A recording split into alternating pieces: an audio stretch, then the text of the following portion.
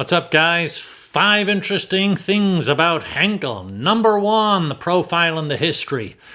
Almost 150 years old, started in 1876, 48,000 employees in 125 countries, split into 2 divisions. You've got adhesives and consumer products. Consumer products, of course, the one of most interest to us in terms of surfactants, and among the well-known brands in consumer products are, and I'm reading here, Persil, Schwarzkopf, Purex, All, Dial, Got to Be, Band de Terre, Sunlight, Surf, Vidal, Sassoon, Rex, Vim, remember Vim, and Zotos. And that is just a few of them. So a lot of different brands, a lot of regional brands there.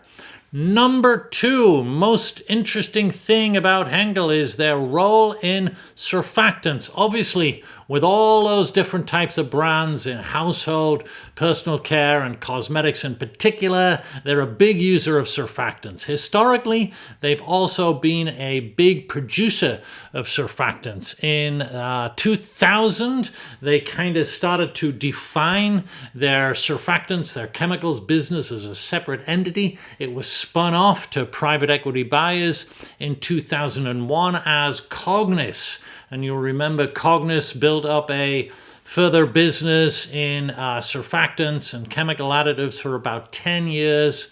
And in 2010, they were sold to BASF.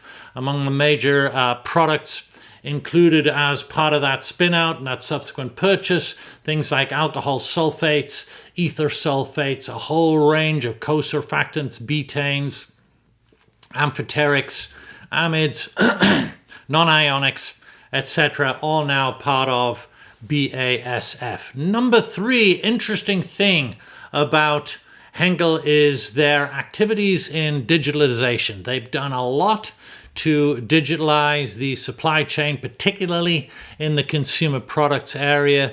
They've also developed a substantial position in the use of artificial intelligence, not just in product development and innovation, but also in supply chain and customer service management. And they've also, as we'll see, put a lot of emphasis on their venture investing in the area of digitalization. So I consider them one of the leaders, certainly in the consumer product area, in digitalization, Business 2.0, Web 4.0, all that sort of stuff. All right.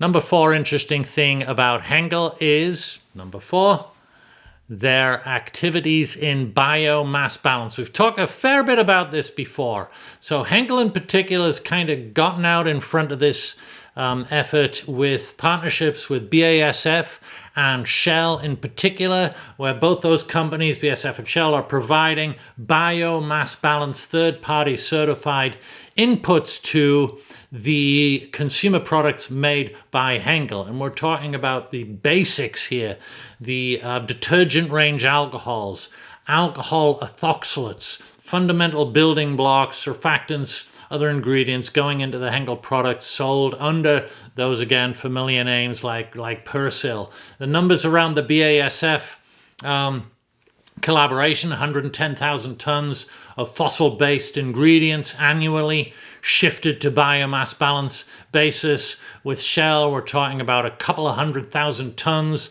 similar basis of petrochemical ingredients going to biomass balance. And Henkel in particular has been fairly out there in terms of marketing these concepts and these improvements in their consumer products to consumers. So something to keep additional watch on there. Number 5, ventures. Henkel has 2 venture arms, 2 corporate venture arms, one in adhesives, one in consumer products.